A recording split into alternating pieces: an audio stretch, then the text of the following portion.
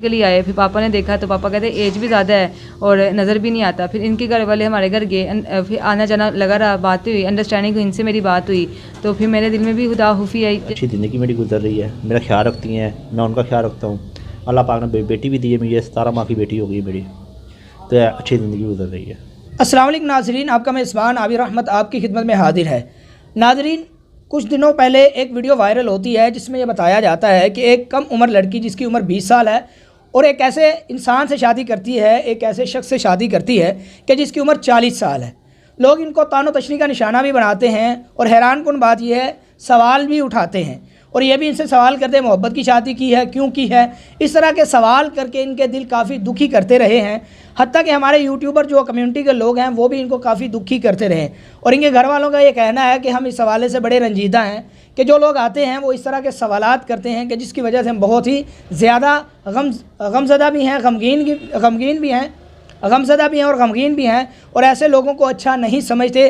और ऐसे लोग हमारे पास आते हैं, वीडियोस बनाते हैं और दूसरे लोगों के पास जाके हमारा मजाक उड़ाते हैं। तो आइए इनसे बात करते हैं, हकीकत क्या है, वाक़या क्या है। और मैं ये समझता हूँ कि इन्होंने जो शादी की, इंशाल्लाह एक हदीस भी बयान करेंगे। पहले इनसे गुफ्तगू करते हैं और जानते हैं सारी हकीकत। अस्सलाम वालेकुम बहना। जी वालेकुम अस्सलाम। बहना, ये तो मैं समझता हूँ कि आपने एक सुन्नत ज़िंदा कर दी है। अल्लाह के रसूल सल्लल्लाहु अलैहि वसल्लम की उम्र बज़ाते ख़ुद कम थी, लेकिन सैयदा खदीजा रज़ी अल्लाह अन्हा की उम्र काफ़ी थी।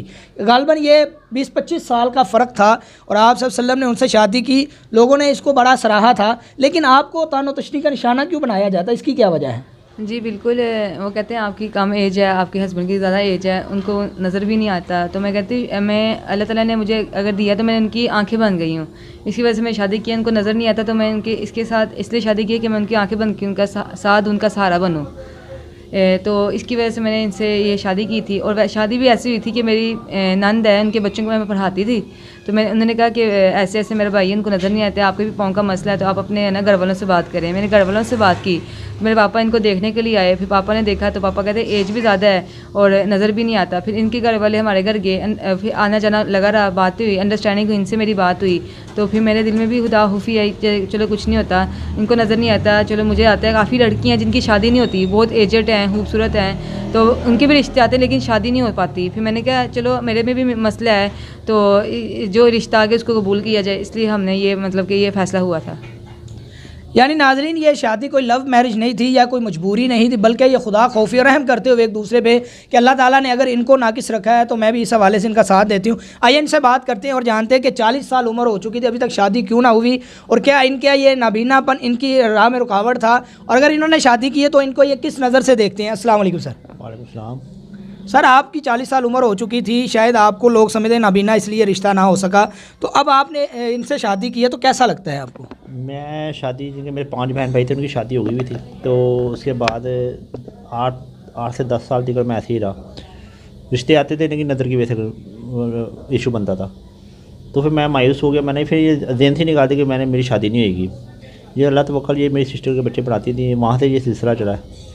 तो अब यह कि शादी के बाद अच्छी ज़िंदगी मेरी गुजर रही है, मेरा ख्याल रखती हैं, मैं उनका ख्याल रखता हूँ। अल्लाह पाक ने बेटी भी दी है मुझे, 17 माह की बेटी हो गई मेरी, तो अच्छी ज़िंदगी गुजर रही है।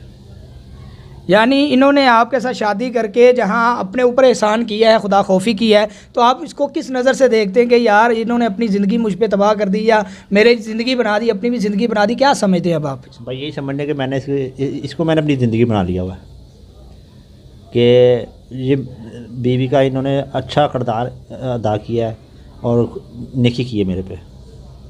तो कभी इन्होंने कहा नहीं कि मैं आपसे शादी करके फंस गई हूँ? नहीं, कभी भी नहीं कहा इन्होंने, कभी भी नहीं कहा। और वैसे भी मैं इसकी मैं हर चीज़ का ख्याल रखता हूँ, कपड़े का, खाने का, पीने का, आने जाने का, हर चीज़ का मैं ख्याल रखता हूँ। किसी चीज़ से मैं रोक टोक नहीं करता इसको। इनके माँ बाप राज़ी थे? हाँ थे, लेकिन कंफ्यूज थे वो। लेकिन वो बात यही आई थी, इसके अबू ने ये बात करी थी कि नुक्स ये आँखों का मसला है, तो इसके इंसान का कोई वो नहीं है अमल दखल, ये अल्लाह की तरफ से ही है।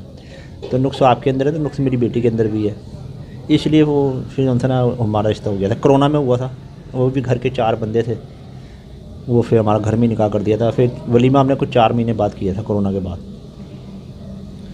तो अब आप कैसा रहते हैं, कैसी ज़िंदगी गुजर रही है, क्या समझते हैं और अगली ज़िंदगी के बारे में आप क्या सोचते हैं? भाई ये है कि मैं ज़िंदगी के घर में तो हर ज़रूरत होती हैं, बच्ची है माशाल्लाह, मास्क वगैरह बेचता हूँ, पेंसिलें वगैरह बेचता हूँ मैं, ये है कि इनका ला कर मैं पेट भर देता हूँ, बाकी जो उनसे काम है ना वो मेरे से नहीं होते। घर का बिल है, बिजली का बिल है, रेंट है, बच्ची की दवाई हैं, कपड़े हैं, बच्ची के सर्दी के कपड़े लेके आने, उसके लिए सोच रहा हूँ मैं पैसे कहाँ से लेके आऊँ, लेकिन ना वो बस ये मसला बना मेरे साथ। उसके बावजूद भी मेरी बेगम ने मेरे से फिर भी खुश, अल्लाह का शुक्र करती है। जो भी मैं ले आता हूँ 500 400 600 जो भी लाता हूँ, फिर भी मेरी बीवी ना मेरे साथ खुश है। आप जब इनसे शादी कर रही थी तो क्या आपको इस जहन में ये बात नहीं थी कि लोग मुझे तानो तशनी का निशाना बनाएंगे, मेरी हमजोलियाँ मुझे क्या कहेंगी, मेरे रिश्तेदार मुझे क्या कहेंगे? आपके जहन में ये बात नहीं थी? जी बिल्कुल, ज़हन में तो बात होती है, पर घर वालों ने जब फैसला कर लिया, फिर रिश्तेदारों ने भी कहा कि चलो इसमें भी मसला था, उसमें भी मसला है, चलो अंडरस्टैंडिंग अच्छी है तो चलो कुछ नहीं होता, फिर शादी कर लेते हैं। बस ये होता है कि इनके साथ जिस भी हालात में हो मैं इनसे गुजारा कर लेती हूँ। तो जैसे भी ये 500-600 लेके आते हैं, मैंने कभी नहीं कहा कि इतने क्यों लेके आए, मुझे ज़्यादा चाहिए या ये। मैंने हर हाल में इनका मतलब कि अल्लाह ताला का शुक्र अदा किया है कि मेहनत करके तो ला रहे हैं ना। तो बस ये है कि कभी कभी कर्ज़ा हमारे पे 2 से 2.5 लाख रुपए चल गया। हमें कोई सोशल मीडिया में आने का शौक़ नहीं है कि हम सोशल मीडिया पे आएँ अपना इंटरव्यू दें। हम सिर्फ मजबूरी के तहत आए हैं कि जो हमारे पे कर्ज़ा चढ़ गया है और हमारी हुकूमत से भी इल्तिजा है, और नेक बंदे भी लोग हैं दुनिया में जो हेल्प करते हैं, एक हाथ देते दूसरा हाथ नहीं पता होता, बेटियों की माओं की हेल्प करते हैं। तो हम इसलिए आए हैं कि लोग हमारी हेल्प करें कि हम जो कर्ज़ा है या हमारे कोई ऐसा काम करवा दें जो मुझे हुनर आता है। बुटीक का मैंने मतलब कि मुझे बहुत एक्सपीरियंस है बुटीक का काम का, ऐसा कह दें छोटा मोटा कारोबार करा दें कि हम वही अपना कारोबार से अर्निंग करते रहें, अपना कारोबार करें, हमें अल्लाह किसी का मुताज न करें, कि हम अपना कारोबार करें, अपने घर के हालात ठीक हो जाए हमारे। तो कभी आपको एहसास नहीं हुआ कि पता नहीं आप गलती कर बैठी हैं? नहीं, मुझे कभी भी नहीं एहसास हुआ। कहते हैं ना अच्छे हालात और बुरे हालात तो आते रहते हैं, तो फिर मैंने कहा कुछ नहीं होता, इंसान को एक दूसरे को समझ के चलना चाहिए। वो मुझे समझते हैं, मैं उनको समझती हूँ, तो ज़िंदगी अच्छी गुजर जाती है। तो कभी आपको तंगी का सामना तो नहीं करना पड़ा इस हवाले से? नहीं, तंगी तो कोई भी नहीं हुई। बात ये कि शादी के बाद थोड़ी सी तंगी आई थी, 5-6 महीने रोटियों का ही मुताज हो गया था मैं। उसके बाद मुझे फिर ये किसी ने मशवरा दे के, या तो मेरी आदत नहीं मैं किसी के आगे हाथ फैलाऊँ, ना मैंने कभी किसी से मांगा है। मैं खुद मेहनत मजदूरी करता हूँ, मास्क वगैरह पेंसिल वगैरह बेच के तो मैं ये गुजारा कर रहा हूँ मैं। तो आप आवाम को क्या मैसेज देना चाहती हैं और क्या कहना चाहती हैं लोगों से कि आपका वो साथ दें? और इस हवाले से आप क्या कहना चाहती हैं? हमारे माशरे में इस चीज़ को बड़ा बुरा समझा जाता है, लड़की की एज कम है या लड़के की एज कम है, बड़ी उम्र से शादी का हमारे माशरे में ये एक ऐप समझा जाता है। इस हवाले से भी पैगाम क्या देना चाहेंगी? और अपनी हेल्प के हवाले से